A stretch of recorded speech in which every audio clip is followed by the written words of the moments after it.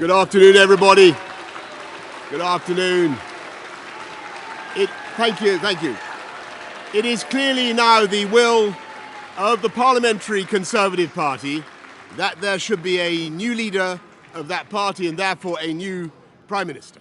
And I've agreed with Sir Graham Brady, the chairman of our backbench MPs, that the process of choosing that new leader should begin now. And the timetable will be announced next week. And I've today appointed a cabinet to serve, as I will, until a new leader is in place. So I want to say to the millions of people who voted for us in 2019, many of them voting Conservative for the first time, thank you for that incredible mandate, the biggest Conservative majority since 1987, the biggest share of the vote since 1979. And the reason I have fought so hard in the last few days to continue to deliver that mandate in person was not just because I wanted to do so, but because I felt it was my job, my duty, my obligation to you to continue to do what we promised in 2019.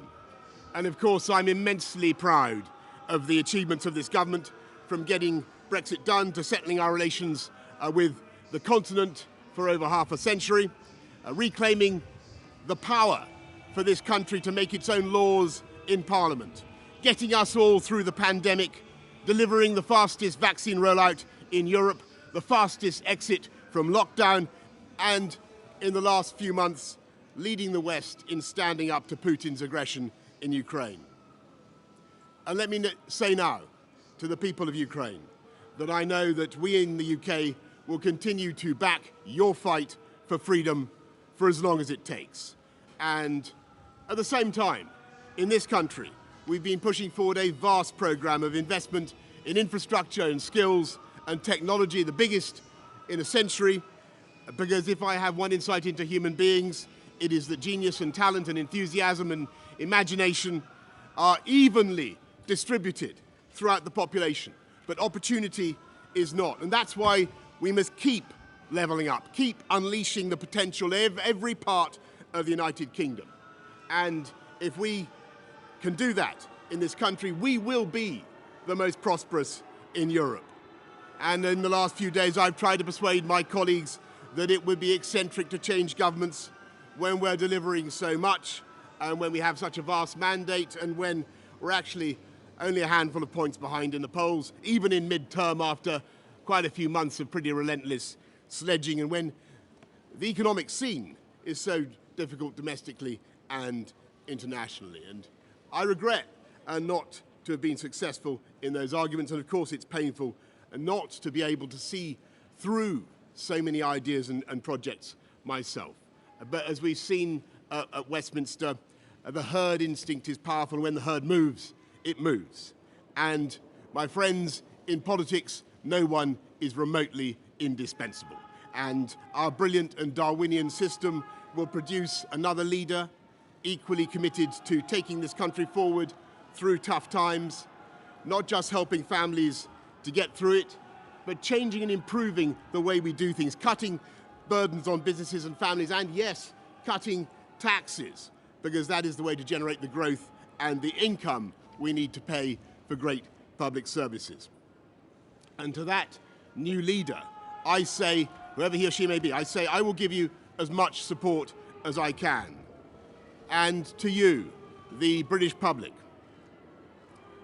I know that there will be many people who are relieved, and perhaps quite a few who will also be disappointed. And I want you to know how sad I am to be giving up the best job in the world. But them's the breaks. I want to thank Carrie and our children and all the members of my family who have had to put up with so much for so long. I want to thank the peerless British civil service for all the help and support that you have given our police, our emergency services, and of course our fantastic NHS, who at critical moment helped to extend my own period in office, as well as our armed services and our agencies that are so admired around the world, and our indefatigable Conservative Party members and supporters, whose selfless campaigning makes our democracy possible. I want to thank the wonderful staff here at Chequers, here at number 10, and of course at Chequers, and our fantastic prop force detectives, the one group, by the way, who never leak. Above all, I want to thank you, the British public, for the immense privilege that you have given me.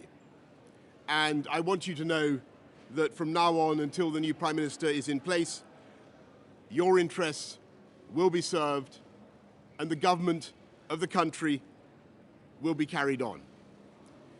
Being Prime Minister is an education in itself.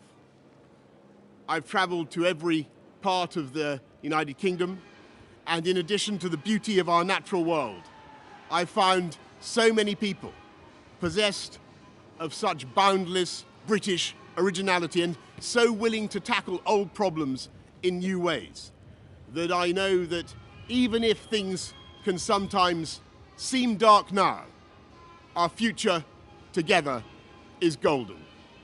Thank you all very much. Thank you.